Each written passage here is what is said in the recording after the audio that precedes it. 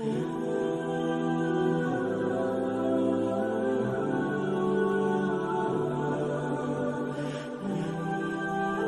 شخص مجھے ملازم نے بتایا کہ باہر کھڑا ہے، آپ سے ملنا چاہتا ہے۔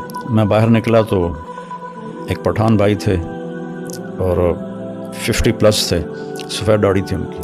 تو وہ کہنے لگے جی میں 3 چلے لگانے گیا تھا تو میری واپسی ہو رہی ہے، تو آپ سے دعا کروانے آیا ہوں۔ میں نے کہا کہاں کے ہو؟ کہا جی میں مردان کا ہوں اور میرے اوپر بہت قرضہ ہے، آپ دعا فرما دیں۔ میں نے پوچھا کتنا قرضہ ہے؟ کہنے لگا 1 کروڑ روپیہ ہے۔ اور میں چونکہ ادا میرے ساتھ میرا پارٹنر تھا، اس نے میرے ساتھ دھوکہ کیا اور وہ مال لے کے افغانی تھا، وہ دوڑ گیا واپس افغانستان، وہ سارا قرضہ میرے اوپر آ گیا۔ تو میں پھر بھاگ کے کراچی چلا گیا، میں ادا نہیں کر سکتا تھا، اور ہمارے ملک میں قرضہ لینے والے بہت سخت ہو جاتے ہیں۔ تو پھر میں کراچی چلا گیا۔ اب میں 14 سال کے بعد واپس آیا ہوں۔ مجھے نہیں پتا میرے بچے کس سال میں ہیں، کیسے ہیں۔ میں نے کہا کوئی آپ کا ٹیلی فونک رابطہ نہیں تھا؟ کوئی نہیں۔ کبھی کوئی خط لکھا؟ کہنے لگا کوئی نہیں۔ میں نے کہا اللہ کے بندے، کسی کا فون لے کر لیتے۔ کب مجھے میری بیوی کے پاس فون ہی نہیں تھا 14 سال پہلے، تو پھر میں نے بالکل رابطہ کاٹ دیا۔ تو خط بھی میں نے نہیں لکھا کہ کہیں میرا پتہ نہ چل جائے، تو میں تو چھپا ہوا تھا 14 سال۔ تو میں نے پوچھا پھر اب کہاں جاؤ گے؟ کہا جی ابھی میں مردان تو جا نہیں سکتا، اب دیکھتا ہوں کہ میں کہاں جاؤں گا۔ تو میں نے کہا تم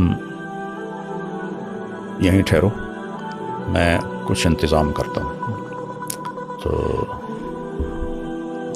کون زیادہ تمہیں تنگ کر رہا ہے؟ تو اس نے کہا جی وہاں کا ایک ہمارا بڑا سردار ہے، MP بھی بنتا ہے، اس کے میں نے 25 لاکھ دینے ہیں، اور ایک دوسرا ہے وہ بھی وہاں کا بڑا با اثر ہے، اس کے کوئی 15 لاکھ دینے ہیں کہ 10 لاکھ دینے ہیں، مجھے یاد نہیں ہے۔ تو وہ اگر ادا ہو جائیں تو میں گھر جا سکتا ہوں۔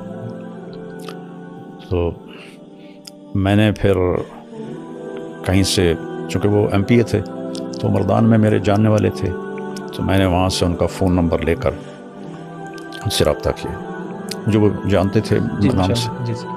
میں نے کہا جی اس کے پیسوں کی میں ضمانت دیتا ہوں، میں آپ کو دے دوں گا، تو آپ تھوڑا اس کو فری ہینڈ دے دیں۔ اس نے کہا جی ٹھیک۔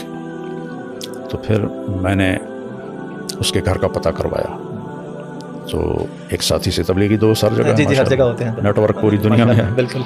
تو وہ ان کے گھر تک پہنچا، ان کی بیوی سے میری بات ہوئی، سلمہ نام تھا اس کا، اس کا نام تھا منظر خان۔ ٹھیک۔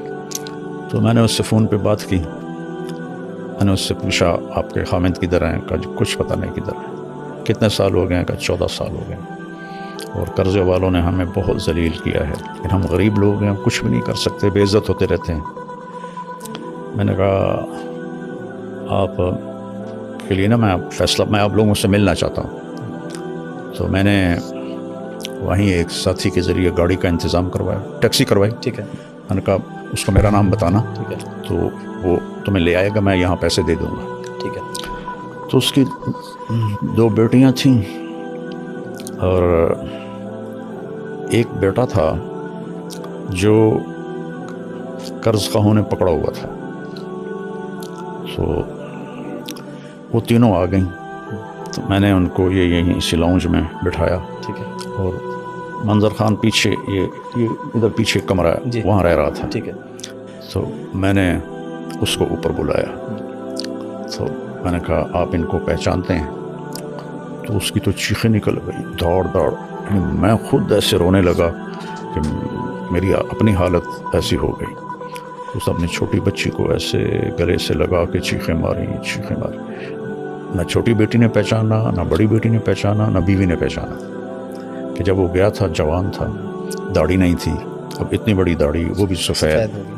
تو وہ جو اس کے گلے لگی ہوئی تھی، میں اس کا دیکھ رہا تھا چہرے کا تاثر، تو وہ گھبراہٹ تھی، اور تو اجنبی لگ رہا تھا نا، اور اس کی چیخیں نہیں ختم ہو رہی تھیں۔ تو اس کا ایک یہاں نشان تھا، کوئی زخم لگا تھا اسے یہاں، تو وہ ایک گہرا نشان تھا یہاں. اچھا. تو اس کی بیوی نے وہ نشان دیکھا تو پھر اس نے اسے پہچانا. تو میں نے پھر یہاں رکھا 2 دن.